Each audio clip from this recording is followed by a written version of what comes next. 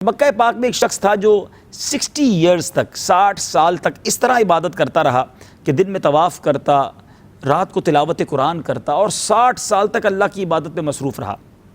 ناظرین، آپ جانتے ہیں کہ مکہ پاک کی ایک نیکی 1,00,000 نیکیوں کے برابر ہے۔ 60 سال کی ایسی عبادت میں کتنی نیکیاں اس شخص نے کمائی ہوں گی۔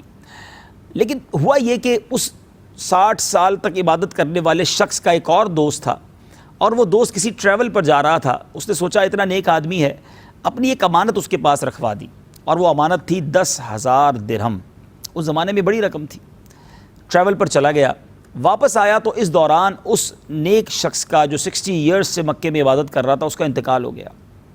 اب دوست پریشان، اتنی بڑی رقم ہے، انتقال بندے کا ہو گیا، پیسے کہاں ہیں؟ اس کے گھر والوں سے پوچھا، انہیں بھی پتہ نہیں تھا۔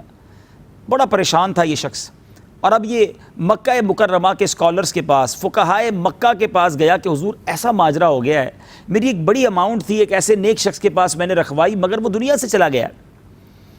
تو مکہ شریف کے فقہا نے کہا کہ ایسا کرو، چونکہ تم بتاتے ہو بڑا نیک تھا، تو نیک لوگوں کی روحیں مرنے کے بعد جنت میں جانے والوں کی روحیں بیر زمزم پر یعنی زمزم کے کنویں پر جمع ہوتی ہیں، تو تم ایسا کرو کہ رات کی آدھی رات گزرنے کے بعد آخری پہر میں وہاں جا کر آواز لگانا اس شخص کو، اگر اس کی روح وہاں ہوئی تو وہ تمہیں جواب دے گا۔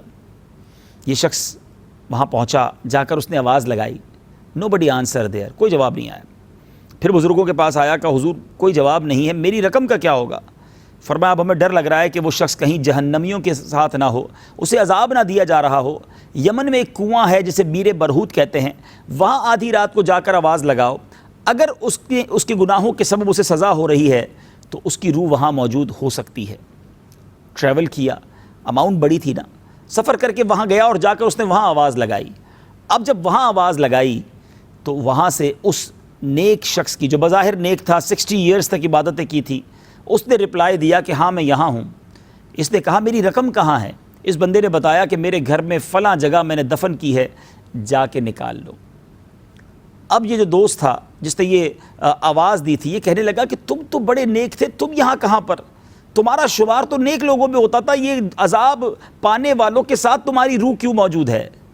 اب اس شخص نے جو رپلائی دیا وہ بڑا دردناک اور سبق آموز ہے، جو آج میرا ٹاپک بھی ہے، کہ وہ شخص کہتا ہے جس نے 60 سال مکہ پاک میں دن رات عبادت کی، کہ ماجرا یہ ہے کہ میری ایک معذور بہن تھی، میں عبادت تو اللہ کی بڑی کیا کرتا تھا مگر اپنی بہن کا خیال نہیں رکھتا تھا، اور اللہ تبارک و تعالیٰ نے اس حق کو پورا نہ کرنے کی وجہ سے مجھے یہ سزا دی کہ میرے 60 سال کے اعمال برباد کر دیے گئے۔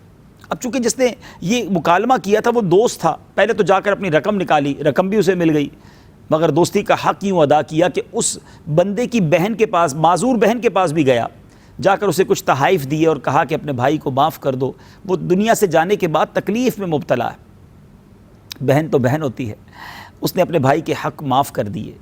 کچھ دنوں کے بعد یہ پھر بیر زمزم پر گیا، وہاں جا کر اس نے آواز لگائی تو اس شخص کی روح نے وہاں جواب دیا کہ اب اللہ تعالیٰ نے، چونکہ میری بہن نے مجھے معاف کر دیا، رب نے بھی میرے گناہوں کو معاف فرما دیا۔